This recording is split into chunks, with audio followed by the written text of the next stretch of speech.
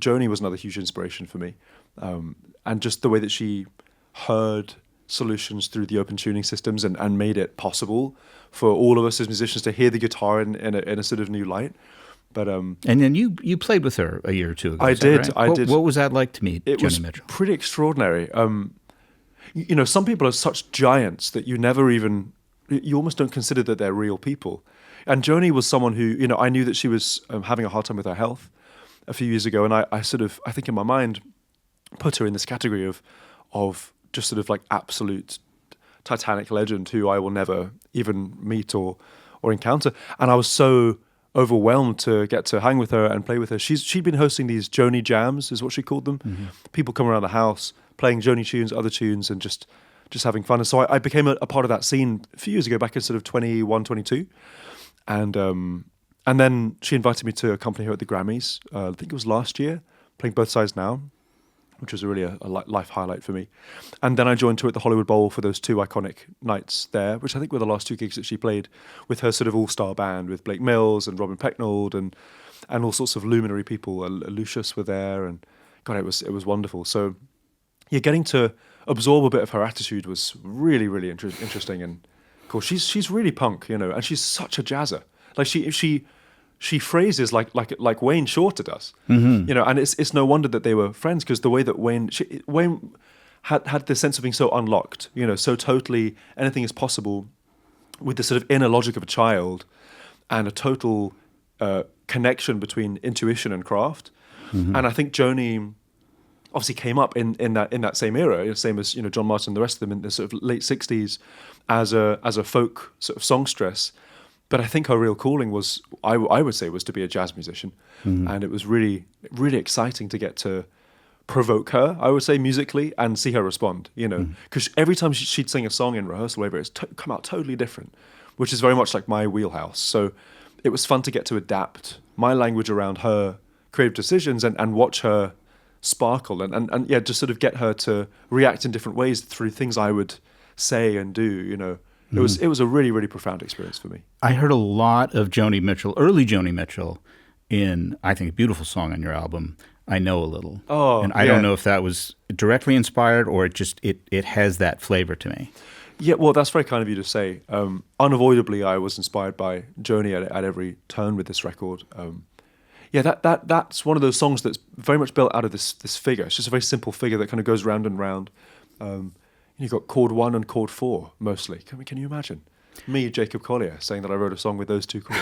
But Joni also had this way of writing songs with 1 or 2 chords, but then there'd be these moments of colour, these beautiful kind of explosions of sound. And in the bridge of that song, I throw a couple of other more chromatic moments in.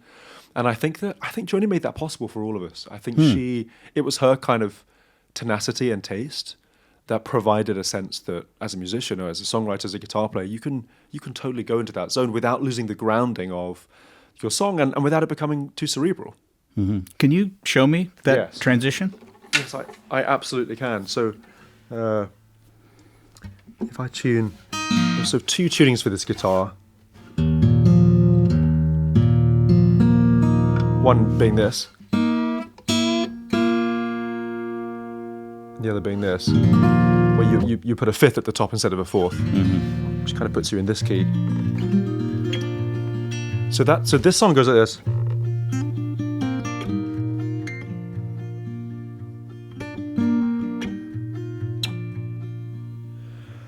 I remember the feeling, I remember the taste of you, the little shadows cover the ceiling. Suddenly I believed in you. Little, I remember the worship, watching all of my walls come down.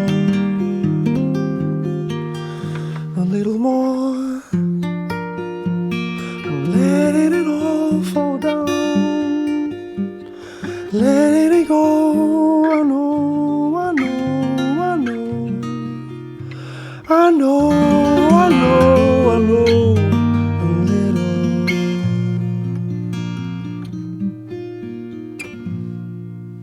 So that figure for the verse is really simple, right? And then to chord 4 and back to chord 1. So that's all well and good. And then this kind of bridge moment. This note there,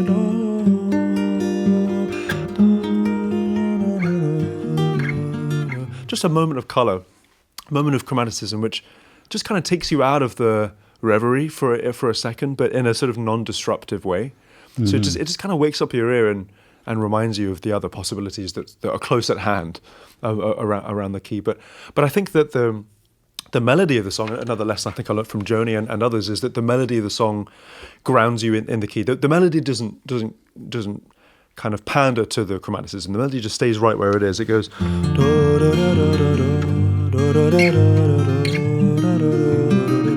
So the melody is at home in the original key, but the chords beneath are giving you that context, the spiciness that sort of provides that stuff. So, I think of Joni and all those moments where she would just throw something in that was just slightly odd or something unconventional and provide that sense of spark.